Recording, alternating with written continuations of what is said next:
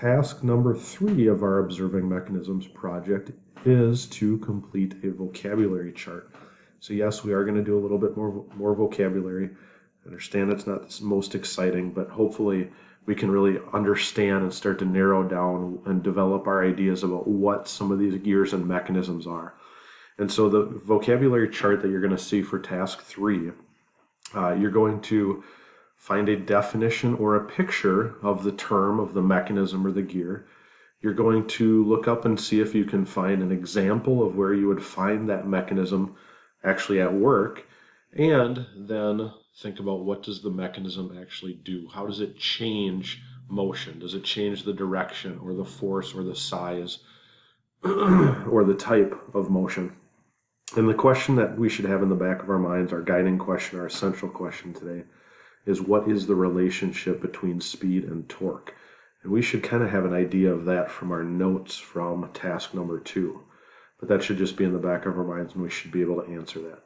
So at this point, let's pause the video and open up your design notebook. All right, we've got our design notebook open. We are on task number 3. So up here in our project plan, I'm going to click on the bookmark, and that will drop us down to task number 3. Again, essential question, what's the relationship between speed and torque? Make sure you answer that question over here. That is a must-answer question. So we are going to develop our ideas today. So we're going to complete this chart below. You must complete the first 2 columns, and you should complete the last column. Any of the gray boxes that you see in this chart don't require any information in them. So if I scroll down here you see a grayed out box. You don't need to fill in these 2 columns for a drive gear. You just need to do a definition or a picture. So this first column, again, is a definition or a picture. So some of you might just rather copy and paste a picture. Some of you might rather, or some of these terms might be better with a picture. Some of them might be better with a word definition. And so it's up to you, just as long as you make sure that you understand these different terms right here. So like this belt and a pulley, a bevel gear. If it's easier for you to write a description, write that description.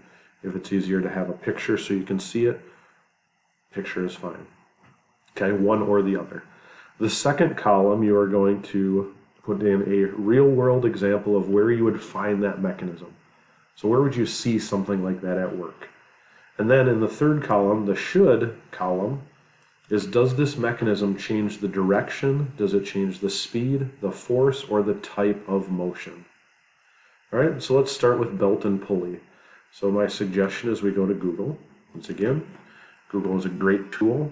I'm going to type in belt and pulley, see what comes up. So there's some pictures that come up right away.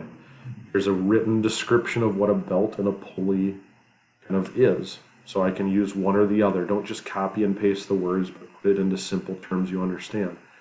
I like this picture. I'm just going to take the picture right here. I'm going to, oops, I guess I've got to go to images. I'm going to take this first picture right here, copy the image, go back here, because this helps me, just the picture helps me understand what it is. There's the belt and pulley. Where would I find this? So I might have to go back to Google, go back here and look at, some of these questions. Ooh, this one right here. People also ask, what are belt pulleys used for? If I click on the little arrow, they're used to lift loads, apply or transmit power. Doesn't really say where I would maybe find it. So I might just go back to Google here, belt and pulley examples. See what comes up. Winches, a treadmill, washing machines. Those are examples that have belts and pulleys in them. I know because I just fixed one not that long ago that my washing machine does have this in there. Okay, so I'm going to go back here, real world example. I'm going to say treadmills and washing machines. Those are some real world examples of where I would find a belt and a pulley. Now, does this mechanism change the direction, the speed, the force, or the type of movement?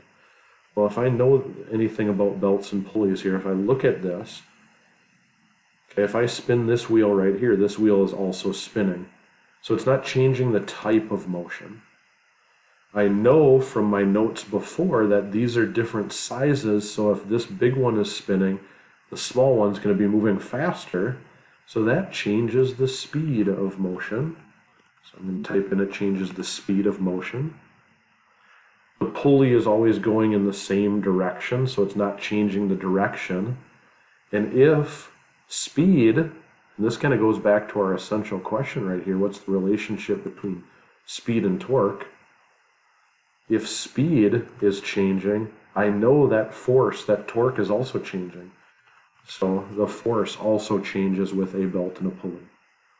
So you're going to go through these others. So there's one example for you. You're going to go through bevel gear, cam and follower, crank and slider, drive gear, driven gear, energy, force, gear, gear ratio, idler gear, inverse. There's a lot of them here.